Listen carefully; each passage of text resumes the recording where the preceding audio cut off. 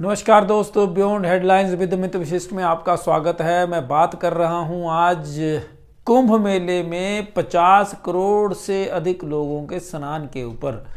America की जनसंख्या से दुगनी आबादी भारत की जाकर के कुंभ में मेले में स्नान कर चुकी है। ये हिंदुस्तान की ताकत है, ये भारत के लोगों का सामंजस्य है, ये भारत की संस्कृति है कि इतने लोग 1-1 करोड़ के लगभग लोग रोज नहा रहे हैं पूरी श्रद्धा और विश्वास के साथ। और इस मतलब हमारी योग्यता देखिए, इतनी उच्च अवस्था है हमारी मैनेजमेंट की। और हम अमेरिका से घबराएं या डरें तो एक बात तो क्लियर है, कहीं ना कहीं पिछले 75 वर्षों में भारत के ऊपर अमेरिका का भय बहुत रहा है। अमेरिका हर तरह से कोशिश करता रहा है, बाकी देशों को भी करता रहा है, डरा करके धमका करके साम दाम दंड भेद की नीति अपनाते हुए अमेरिका ने सबके साथ ऐसा ही किया। जो देश जरा सी तरक्की करने लगता है तो ये सारे रूल्स चला करके अमेरिका उसको निस्तेनाबूद करने की कोशिश करता रहा है और किया भी है। इराक देख लीजिए, ईरान देख लीजिए, इधर अफगानिस्तान देख लीजिए, पाकिस्तान के परखचे उड़ चुके हैं इस समय। चाइना हुआ, रशिया हुआ, फ्रांस हुआ, ब्रिटेन, ये बड़े बड़े देश हैं, घाघ देश हैं जो दूसरों को आगे नहीं बढ़ने देना चाहते।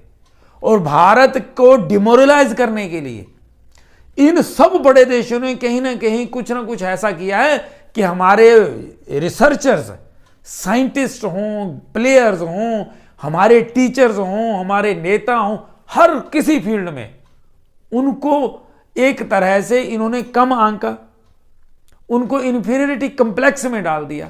और ये पहले तो सदियों की हमारे ऊपर रहा शासन विदेशियों का, उसके बाद से सरकार बनी भारत में 1947 के बाद भारत के लोगों द्वारा चुनी गई। लेकिन तब भी कहीं ना कहीं ये भाव रह गया कि हम लोगों से वो सर्वश्रेष्ठ है। ठीक है, जो सर्वश्रेष्ठ है हम उसका सम्मान करेंगे, लेकिन अपनी कीमत पे नहीं, अपनी आजादी की कीमत पे नहीं, और अपनी योग्यता के ऊपर प्रश्न चिन्ह लग जाए वो कीमत भी हम लोग नहीं चुकाएंगे। ये सरकार को चाहिए होगा इस समय वर्तमान में भारत की सरकार को आह्वान करना चाहिए कि हम लोग कुछ भी हो जाए अपनी ग्रोथ, अपनी डेवलपमेंट हर फील्ड में जारी रखेंगे। और पब्लिक को जोड़ करके, अगर पब्लिक एक बार कोशिश कर ले, हम लोग सब इकट्ठे होकर के तो पूरी शिद्दत से मेहनत शुरू कर दें, तो अमेरिका समेत जितने भी सो कॉल्ड डेवलप्ड कंट्रीज हैं, ये लोग अचंभित हो जाएंगे, चकाचौंध हो जाएंगी इनकी आंखें, जब भारत के लोगों द्वारा किया गया हार्ड वर्क, भारत के लोगों द्वारा बहाया गया पसीना इन लोगों को तरबतर कर देगा। सच्चाई है, हम लोगों में योग्यता है। मैं यही आप लोगों से भी प्रार्थना करता हूं, पूरी दुनिया को पता चल जाए कि yes, Indians are the best. उसके लिए मेहनत करनी पड़ेगी। अपने निजी फायदे से अधिक समाज और देश का फायदा सामने लाना होगा। उसके लिए ईमानदारी की आवश्यकता पड़ेगी, और वो ईमानदारी स्कूलों में बच्चों को सिखाई जाएगी। जिन स्कूलों में अध्यापक होंगे वहीं पर तो कोई ना कोई सिखा पाएगा ना। जिन बच्चों को अच्छे कोच मिलेंगे गेम्स सिखाने वाले, जिन बच्चों को अच्छे शिक्षक मिल जाएंगे पढ़ाने वाले, तो वो शिक्षक सपने पूरे भी करने का तरीका बता देंगे बच्चों को। और जब ऐसा हो जाता है तो क्रांति आ जाती है।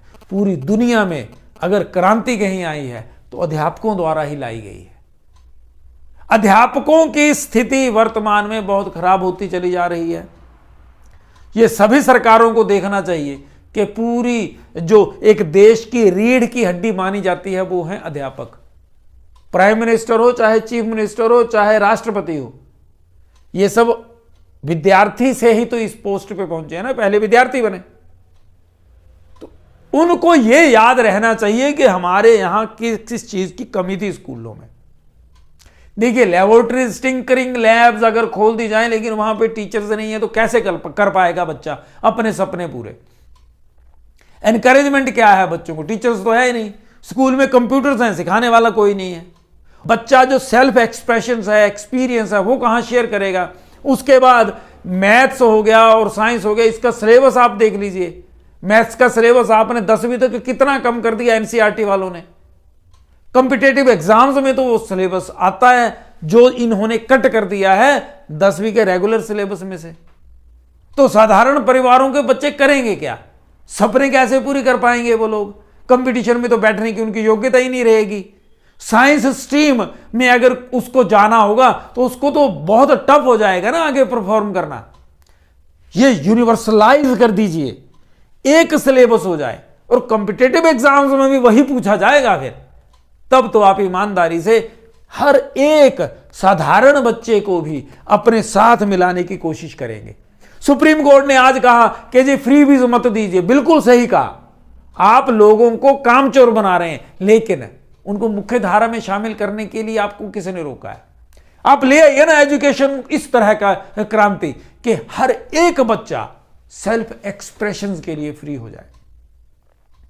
अध्यापक दीजिए और वो सेटिस्फाइड हो इंटरनली भी, वो खुश हो अपनी सैलरी से भी। यहां पे टीचर रखे हुए हैं, उन बेचारों को सैलरी थोड़ी थोड़ी सी दी जाती है, पीएन भी उनसे ज्यादा सैलरी लेते हैं।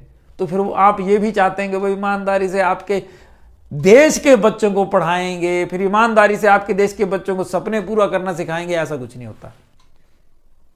एक अध्यापक अगर एकाग्रचित होकर के मेहनत करेगा वो तभी हो पाएगा जब उसकी छोटी छोटी जरूरतें पूरी हो जाएंगी, जब उसके बच्चे सुरक्षित होंगे, उनका भविष्य सुरक्षित होगा, वो अपने आप बाकियों के लिए भी सेवा भाव के साथ भर जाएगा। लेकिन है ही नहीं, अगर इस तरह का सिस्टम नहीं रहेगा तो बहुत अचंभा होगा।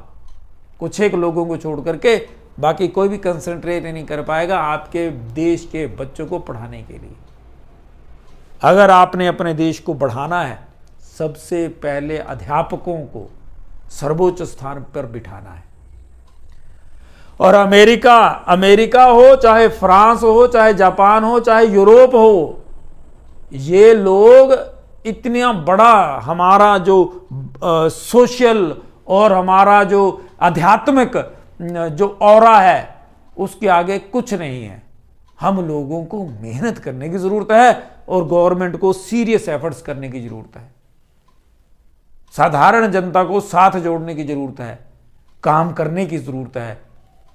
जल्दी से जल्दी हम लोग आगे बढ़ेंगे, ऐसा संभव है, लेकिन शुरुआत स्वयं से करिए। जय हिंद, जय भारत।